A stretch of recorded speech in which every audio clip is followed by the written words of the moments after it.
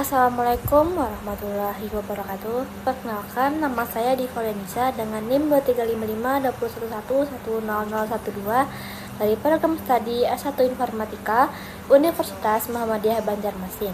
Hari ini saya akan mempresentasikan rangkuman materi dari mata kuliah Etika Hukum dan Profesi yang mencakup 10 pertemuan. Mari kita mulai.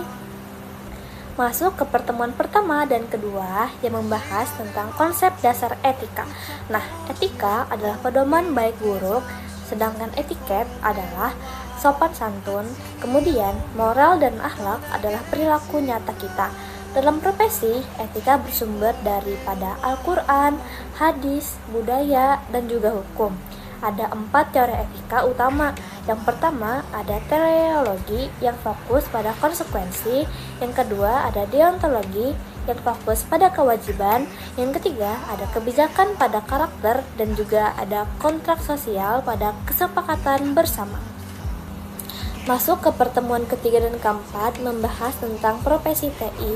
Bedanya pekerjaan dan profesi adalah profesi itu memerlukan pendidikan formal, pendidikan khusus, dan juga standar etika. Di bidang TI ada berbagai profesi seperti software developer, data scientist, dan juga ada cyber security specialist yang membutuhkan hard skill seperti programming dan soft skill seperti komunikasi dan juga problem solving. Sertifikasi TI ini sangat penting seperti vendor spesifik, vendor neutral, dan juga BNSP penting untuk pengakuan kompetensi. Organisasi seperti IAEE, ACM, dan ISACA menetapkan standar dan kode etik profesi. Etika komputer diperlukan karena TI ini sangat membawa risiko seperti penyalahgunaan data dan juga kejahatan cyber. Prinsipnya kejujuran, integritas, keadilan, dan juga perlindungan privasi. Nah, seperti pelanggaran itu seperti pembocoran data dan software ilegal dapat menimbulkan kerugian besar dan sanksi hukum. Masuk ke pertemuan kelima mengenai tentang profesionalisme TI. Profesional TI bukan hanya kuasai teknologi, tapi juga pahami bisnis dan dampak sosial dan privasi data. Kerangka SFIA mengukur kompetensi dari pemula hingga pemimpin strategis. Tantangannya itu adalah berupa perubahan teknologi cepat, beban kerja tinggi, dan dilema bisnis versus etika. Ada juga dampak positifnya seperti sistem aman, efisiensi kerja, dan juga kepuasan pengguna meningkat. Selanjutnya itu ke pertemuan ke-6 mengenai etika manajemen. Ini adalah norma moral dalam fungsi manajemen yang dipengaruhi oleh faktor internal seperti karakter manajer dan juga budaya organisasi, serta faktor eksternal seperti regulasi dan tekanan ekonomi. Teori etika manajemen ini meliputi deontologi, utilitarianisme, dan etika tanggung jawab sosial. Etika yang baik meningkatkan kepercayaan stakeholder dan juga reputasi organisasi. Lanjut ke pertemuan ke-7 mengenai etika organisasi. Etika organisasi adalah prinsip moral yang menjaga integritas dan mencegah penyalahgunaan wewenang. Ciri organisasi beretika seperti transparan, berintegritas, ada mekanisme, akuntabilitas, dan penegakan disiplin yang adil. Pembentukan etika dipengaruhi faktor internal dan eksternal. Internal seperti budaya kerja dan komunikasi. Kalau yang eksternal seperti hukum, standar profesi, dan tuntutan masyarakat.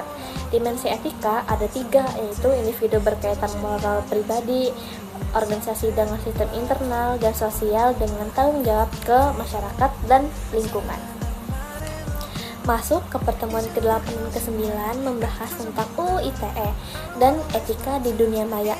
UU ITE sendiri disahkan tahun 2008 dan direvisi 2016 sebagai respons terhadap resiko digital seperti hoax, penipuan online, dan juga pelanggaran privasi.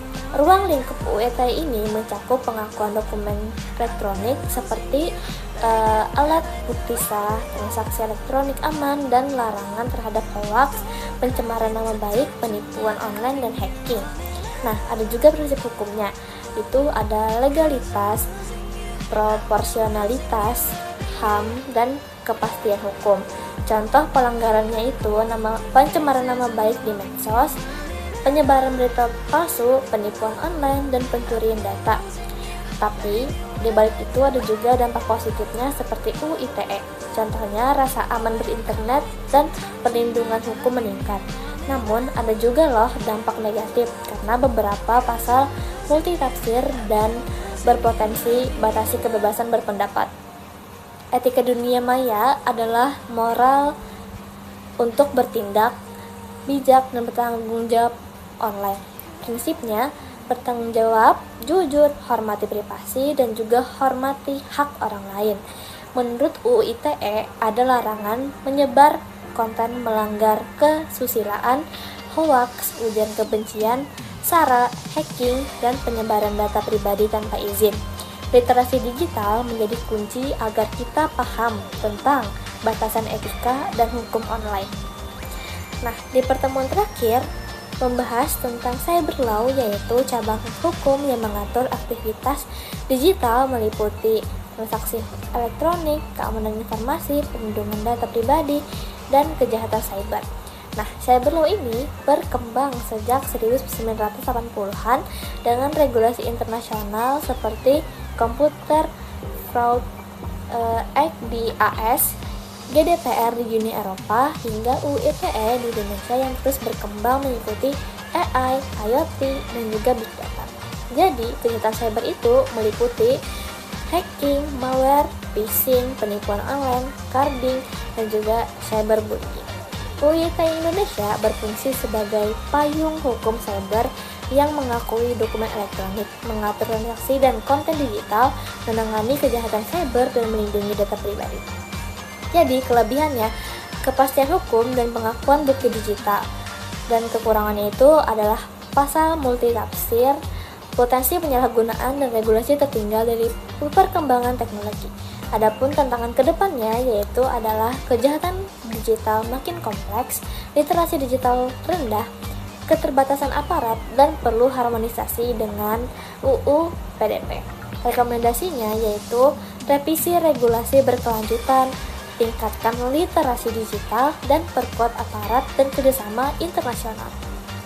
Baik, dalam seluruh pembahasan yang telah saya sampaikan tadi dapat kita simpulkan bahwa etika memiliki peran yang sangat penting dalam kehidupan profesional, khususnya di bidang teknologi informasi. Etika tidak hanya berfungsi sebagai pedoman moral, tetapi juga sebagai landasan dalam pengambilan keputusan agar pemanfaatan teknologi tidak merugikan individu maupun masyarakat luas.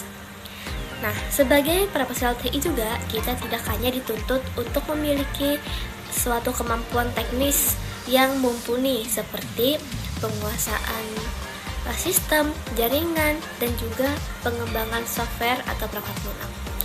Lebih daripada itu, kita juga harus menjunjung tinggi integritas, tanggung jawab sosial, dan memahami etika serta hukum digital dalam setiap aktivitas profesional yang kita lakukan.